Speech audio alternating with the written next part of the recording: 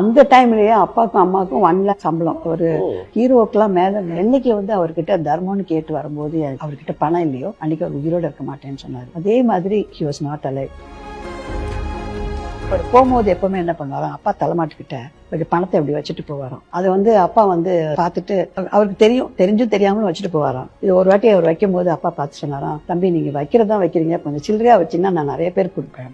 அப்பா வந்து அம்மா கிட்ட ரொம்ப ரொம்ப இஷ்டம். நீங்க போய் இப்போ நான் உங்களுக்கு வந்தீங்கன்னா டீ வேணுமான்னு கேட்பேன், நான் காஃபி வேணுமான்னு கேட்பேன். ஆனா அப்பா கிட்ட போய் யாராவது டீ வேணுமா காஃபி வேணுமான்னு கேட்டா அவ டீயே மதுரம் அப்படிம்பாரு. அதனாலதான் அம்மா ரொம்ப டிப்ரெஸ்டா இருந்தாங்க அப்பா இறந்ததுக்கு அப்புறமா.